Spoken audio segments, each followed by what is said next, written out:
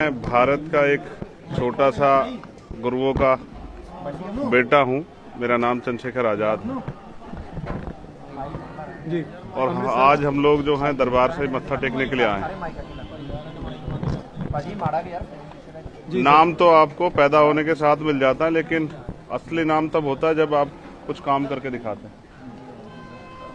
तो संतों गुरुओं के आशीर्वाद से, उनके उपदेश से आज भी इस देश में मानवता के भले के लिए लोग संघर्ष कर रहे हैं, भाईचारे के लिए संघर्ष कर रहे हैं। तो मैं भी दरबार साहिब अरदास करने आया हूं कि इस देश का जो भाईचारा है वो बना रहे। इस देश में जो कमजोर तबके हैं उनके भले के लिए, उनको खड़े करने के लिए जो गुरुओं ने पहले से प्रक्रिया जो है प्रयास किए वो आगे बढ़े। और यहाँ इंसानों को, इंसानों जैसा जीवन जो है, जो सिक्खी में का गुण है, जो सिक्खी की पहचान है कि मानव मानव एक समान, वो बना रहे, जो अभी किन्हीं कारणों से नहीं बना हुआ है। तो आज देश के हालात में ये कहना कोई बड़ी बात नहीं है कि देश के हालात जो हैं वो बड़े कमजोर किए जा रहे हैं षड्यंत्र करके। ऐसे में हमें एकजुट रह के अपने प्रदेश के लिए भाईचारे की एक नई पहल करनी चाहिए और जो कमजोर लोग हैं, जिनको अधिकार नहीं मिले, उनके अधिकार किस तरह से मिले, इसके लिए भी संघर्ष करना चाहिए। उसी कार्य को हम लोग आगे बढ़ा रहे हैं। गुरुओं ने जो कुर्बानियां दी हैं, उन कुर्बानियों से हमें सीख लेनी चाहिए कि किस तरह से जो है एक अच्छे विचार के लिए, एक अच्छे रास्ते के लिए और मानवता के भले के लिए कुर्बानियां सदियों से जो है दी गई और आगे भी देते हम लोग जो है रहेंगे। कौन लोग देश कमजोर कर रहे हैं? ये वो लोग हैं जो नहीं चाहते इस देश में भाईचारा बने। कौन है? और ये सब आरएसएस बीजेपी के लोग, ये वो लोग हैं जो इस देश को बांट के रखना चाहते हैं। ये वो लोग हैं जो ऊंच नीच की भावना पैदा करते हैं। तो इसलिए ऐसे लोगों से हमें अपने लोगों को सावधान रखना। लेकिन जो हिंदू राष्ट्र की बात कर रहे हैं, लेकिन ईसाई धर्म में परिवर्तन जो हो रहा है, चाहे वो हिंदू धर्म हो चाहे वो सिख धर्म हो, बड़ी संख्या में हो रहा है। तो फिर ये प्रचार कहाँ रह गया? फिर हिंदू राष्ट्र के लिए प्रचार कहाँ है? देखिए, ये सेकुलर मुल्क है, इसमें संविधान है। सभी धर्मों, पंथों को अपनी पूजा अर्चना, उपासना करने का अधिकार है और उसको आगे बढ़ाने का अधिकार है। एक मुल्क पहले से जो है धार्मिक हुआ था, पाकिस्तान के रूप में, उसका हमने इतिहास देख लिया कि उनको कितनी कीमत चुकानी पड़ी। हम अपने देश को ताकतवर देखना चाहते हैं और जिसकी पहचान है वो बनी रहनी चाहिए। मुझे लगता है किसी एक धर्म के बारे में अगर प्रयास किया जाएगा तो इससे बड़ा नुकसान होगा, देश में कॉन्फ्लिक्ट पैदा होगा, वो नहीं होना चाहिए। जथेदार साहब से आपकी जो बातचीत हुई उसका कारण बता दीजिए। कितनी देर मीटिंग? देखिए, मेरे मन में बहुत सारे सवाल थे जी। एक बड़ा सवाल ये था कि बाबा साहब अम्बेडकर ने ये सिक्खी क्यों एक्सेप्ट नहीं की। ये जो सवाल है, आज इसका जो सवाल का जो जवाब है वो भी मुझे यहाँ से मिला, थोड़ा इस तरफ इस किताब के रूप में।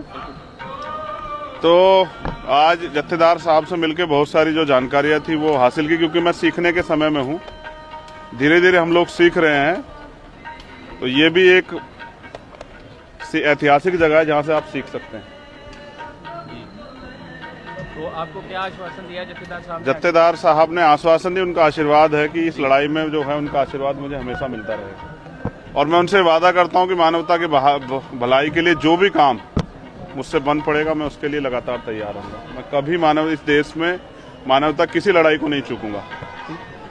बहुत बहुत इस जो है पवित्र दरबार साहब पे जो है आके अच्छा लगा। अच्छा, एक पंजाब के साथ एक बड़ा क्राइसिस चलता आ रहा है कि हमारे जो सिख कैदी हैं उन्हें 30-30, 35-35 साल से जेलों में बंद रखा गया। संविधान की भावना के उल्ट काम चल रहा है।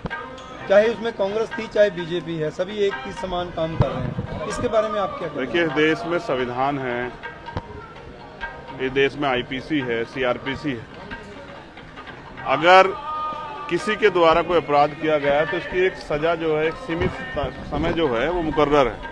कहीं 7 साल की सजा है, कहीं 10 साल की सजा है, किन्हीं उसमें 20 साल की, कहीं आजीवन है।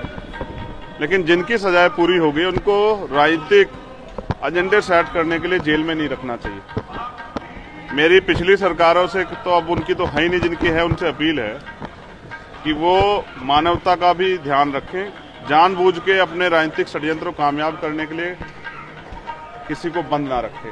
ये मानवता का जो सारांश है, मानवता का जो किस्सा है उसके साथ भी अपराध है। ठीक है। तो सरकार से हमारी मांग है कि जो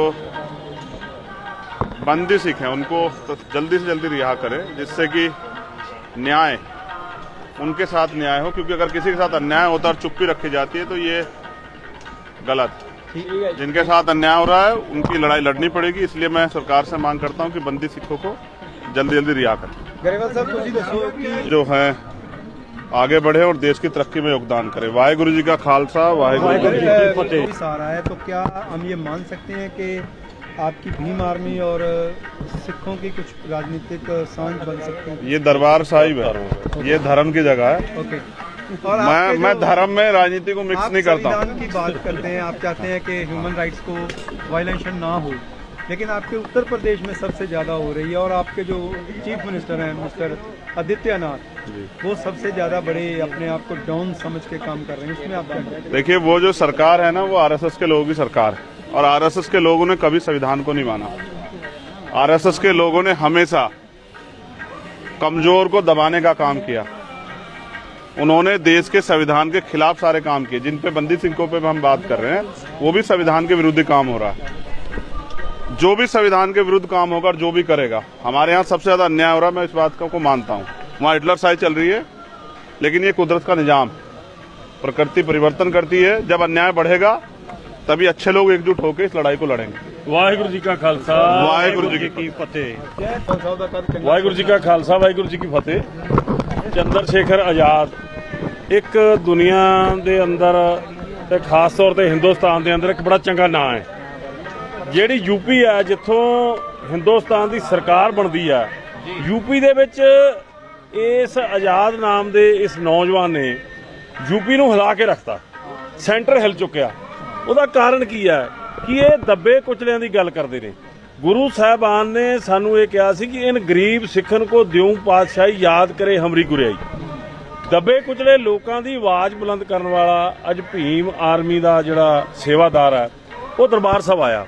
ਸਾਡੇ ਲਈ ਬੜਾ ਸਤਿਕਾਰ ਹੈ। ਸਿੰਘ ਸਾਹਿਬ ਦੇ ਕੋਲ ਇਹਨਾਂ ਨੇ ਦਰਸ਼ਨ ਕੀਤੇ ਨੇ, ਇਹਨਾਂ ਨੇ ਵਿਚਾਰਾਂ ਦੀ ਸਾਂਝ ਪਾਈ ਆ।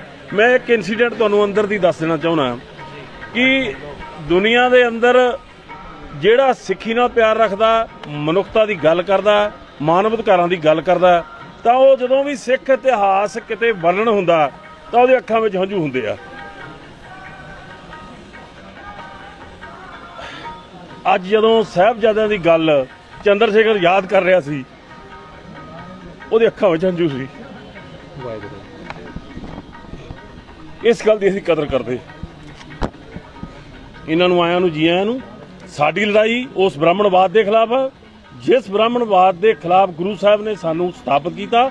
ਗੁਰੂ ਸਾਹਿਬ ਨੇ ਜਿਹੜੀ ਸਿੱਖ ਕੌਮ ਸਾਜੀ। ਸੋ ਇਸ ਕਰਕੇ ਦਲਿਤ ਦੀ ਕੋਈ ਵੀ ਗੱਲ ਆਉਂਦੀ ਹੈ, ਕਿਉਂਕਿ ਗੁਰੂ ਸਾਹਿਬ ਨੇ ਦਲਿਤਾਂ ਨੂੰ ਸਤਿਕਾਰ ਦਿੱਤਾ, ਪਛੜਿਆਂ ਨੂੰ ਸਤਿਕਾਰ ਦਿੱਤਾ। ਅੱਜ ਇਹ ਸਾਡੇ ਕੋਲ ਆਏ ਨੇ, ਤਖਤ ਸਾਹਿਬ ਵੱਲੋਂ ਵੀ ਸਤਿਕਾਰ ਮਿਲਿਆ। ਸ਼੍ਰੋਮਣੀ ਗੁਰਦੁਆਰਾ ਪ੍ਰਬੰਧਕ ਕਮੇਟੀ ਦੇ ਇੱਕ ਸੇਵਾਦਾਰ ਹੋਣ ਦੇ ਨਾਤੇ ਇਹਨਾਂ ਨੂੰ ਜੀ ਆਇਆਂ ਕਹਿੰਦੇ ਆ। ਦਿਲ ਤੋਂ ਇਹਨਾਂ ਦੀਆਂ ਗਾਇਨਾਂ ਦਾ ਸਤਿਕਾਰ ਕਰਦੇ ਆ। ਅਸੀਂ ਪੂਰਾ ਆਸ ਕਰਦੇ ਹਾਂ ਕਿ ਇਹ ਜਿਹੜੀ ਲੜਾਈ ਲੜਨਗੇ, ਦਲਿਤ ਦੀ ਲੜਾਈ, ਦੱਬੇ ਕੁਚਲੇ ਲੜਾਈ ਦੇ ਵਿੱਚ ਅਸੀਂ ਪੂਰਾ ਸਾਥ ਦੇਵਾਂਗੇ। गरेवाल साहब एक ने किताब लिखी है जिहदे दो फोटोआं बणियां होईयां ने। फोटोआं तो सारे भली भांति जानते ने। एक बड़ा वड्डा साका होया सी इत्थे डॉक्टर अंबेडकर जिहड़ा सिख धर्म नूं अपनाउण लई पहुंचे सी। बड़ी मैनूं बड़ी चंगी गल लगी, वापस भेज दित्ते गए। मैनूं एक चंगी गल लगी उसले दे आगूआं वल्लों कि इन्हां दे मन दे अंदर एक ख्याल लैके आए ने। एक लीडर हुंदा जिहड़ा ਉਹ ਆਪਦੀ ਜਾਤੀ ਦੇ ਆਪਦੇ ਜਿਹੜੇ ਵਰਗ ਦੇ ਲੋਕਾਂ ਦੇ ਬਾਰੇ 'ਚ ਜੋ ਸਵਾਲ ਰੱਖਦਾ, ਅੱਜ ਇਹਨਾਂ ਨੇ ਸਵਾਲ ਜਿਹੜੇ ਕੀਤੇ ਉਹਦੇ ਸ਼ੰਕੇ ਨਿਵਰਤ ਕੀਤੇ। ਤੇ ਇਹ ਗੱਲ ਇਹਨਾਂ ਨੂੰ ਜਥੇਦਾਰ ਸਾਹਿਬ ਨੇ ਜ਼ਿਕਰ ਕੀਤਾ ਕਿ ਇੱਕ ਕਿਤਾਬ ਹੈ ਜਿਹੜੀ ਸਬੂਤਾਂ ਸਹਿਤ ਹੈ ਕਿ ਭੀਮ ਰਾਓ ਅੰਬੇਦਕਰ ਸਿੱਖ ਕਿਉਂ ਨਹੀਂ ਬਣ ਸਕਿਆ। ਇਸ ਦੇਸ਼ ਦੇ ਉਦੋਂ ਜਿਹੜੇ ਕਾਬਜ ਲੋਕ ਸੀ, ਜਿਹੜੇ ਅੰਗਰੇਜ਼ਾਂ ਦੇ ਟਾਊਟ ਸੀ, ਮਹਾਤਮਾ ਗਾਂਧੀ ਵਰਗੇ, ਉਹਨਾਂ ਲੋਕਾਂ ਨੇ ਅੰਬੇਦਕਰ ਸਾਹਿਬ ਨੂੰ ਸਿੱਖ ਬਣਨ ਤੋਂ ਰੋਕਣ ਦੇ ਵਿੱਚ ਵੱਡਾ ਰੋਲ ਅਦਾ ਕੀਤਾ। ਇਸ ਕਿਤਾਬ ਦੇ ਵਿੱਚ ਇਹ ਸਾਰਾ ਵਰਣਨ ਹੈ। ਤੇ ਮੈਂ ਇੱਕ ਹੋਰ ਗੱਲ ਦੱਸ ਦਿਆਂ ਜਿਹਦੇ ਲਈ ਮੇਰੇ ਮਨ ਦੇ ਅੰਦਰ ਆਜ਼ਾਦ ਲਈ ਸਤਿਕਾਰ ਰਹੇਗਾ। ਇਹ ਕਹਿੰਦਾ ਵੀ ਇਸ ਕਿਤਾਬ ਦਾ ਮੈਂ ਹਿੰਦੀ ਵਰਸ਼ਨ ਨਹੀਂ ਕਰਵਾਉਣਾ, ਮੈਂ ਇਸ ਕਿਤਾਬ ਨੂੰ ਪੜ੍ਹਨ ਵਾਸਤੇ ਪੰਜਾਬੀ ਸਿੱਖੂੰਗਾ। ਇਹ ਬਹੁਤ ਵੱਡੀ ਗੱਲ ਆ, ਅਸੀਂ ਇਹਦਾ ਸਤਿਕਾਰ ਕਰਦੇ ਹਾਂ। आजाद साहब, आपके साथ जो आपके साथी हैं उनके बारे में थोड़ा बता दीजिए, कौन कौन है? हमारी स्टेट की लीडरशिप है, यहाँ की हमारी हरियाणा की लीडरशिप है, और जो भी आपके माध्यम से मुझे देखेंगे सब तक संदेश चला जाएगा कि हमारी आस्था हमारे गुरुओं में, महापुरुषों में कितनी मजबूत है। मैं बस यहाँ से पूरे मानव कल्याण के लिए देश और दुनिया में जो लोग रहते हैं उनके लिए प्रार्थना करूंगा, अरदास करूंगा कि सब चढ़ती कला जो है महाराज के आशीर्वाद से रहें।